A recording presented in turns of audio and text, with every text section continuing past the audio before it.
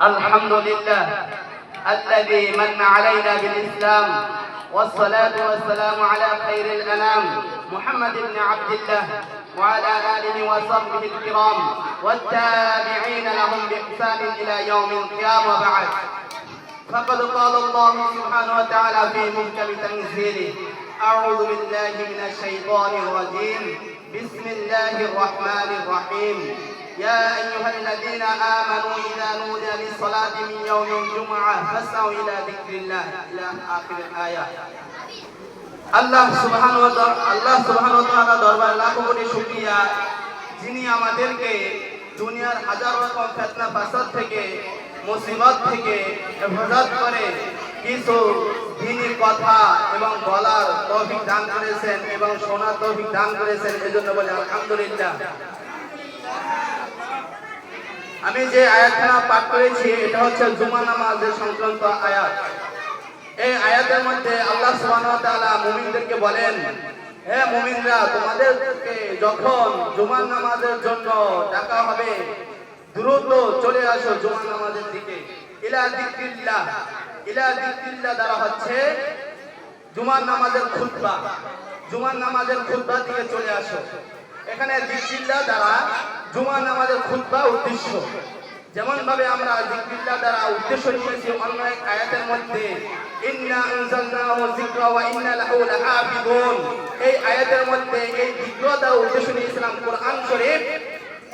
পৃথিবীর মধ্যে সমস্ত মুফাসসিরিন কিরাম এই যিকর দ্বারা, সমস্ত আইম্মে কিরাম এই যিকর দ্বারা কোরআন শরীফ উদ্দেশ্য নিয়েছেন। ঠিক তেমনই ভাবে এই ইলা যিকরিল্লাহ, ফাসআউ ইলা যিকরিল্লাহ, এই যিকরুন শব্দ দ্বারা আমাদের খুতবা।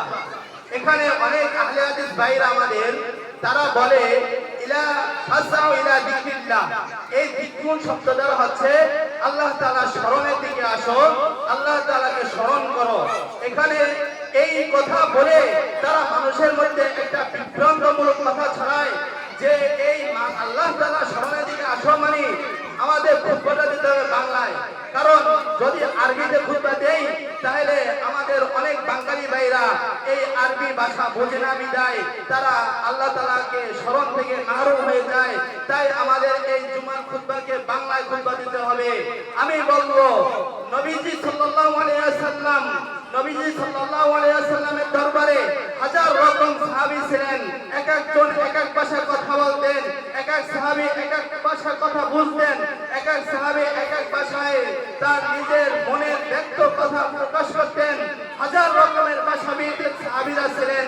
এই দিক লক্ষ্য করেও নবীজি সাল্লাল্লাহু আলাইহি ওয়াসাল্লাম কখনোই বাংলা ভাষায়, ফার্সি ভাষায়, উর্দু ভাষায়, হিন্দি ভাষায়, অন্যান্য যত ভাষা আছে কোন ভাষায় খুতবা দেন নাই।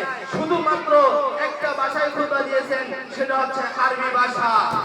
আল্লাহ সুবহানাহু ওয়া তাআলা এই আরবি ভাষাকে নাযিল করেছেন। আরবি ভাষা হচ্ছে আল্লাহ সুবহানাহু ওয়া তাআলার ভাষা। আরবি ভাষা হচ্ছে ফেরেশতাদের ভাষা। আরবি ভাষা হচ্ছে জান্নাতবাসীদের ভাষা। তাই নবীজি সাল্লাল্লাহু আলাইহি ওয়াসাল্লাম এই আরবি ভাষায় খুতবা দিতে হবে। নবীজি সাল্লাল্লাহু আলাইহি ওয়াসাল্লাম যেইভাবে যে আমলগুলো করেছেন ঠিক ততরূপভাবে আমাদের ওইভাবে ওই আমলগুলোই করতে হবে। অন্য কোনো কৌশল, অন্য কোনো পদ্ধতি অবলম্বন করা যাবে না। অন্য কোনো কৌশল অন্য কোনো পদ্ধতি যদি গ্রহণ করা হয়, অনুসরণ করা হয়, তাহলে ওইটা ইসলাম বলে না, ওটা বলে মন গড়া মাযহাব। এই জন্যই তো আহলে হাদিসদের মাযহাব হচ্ছে মন গড়া মাযহাব।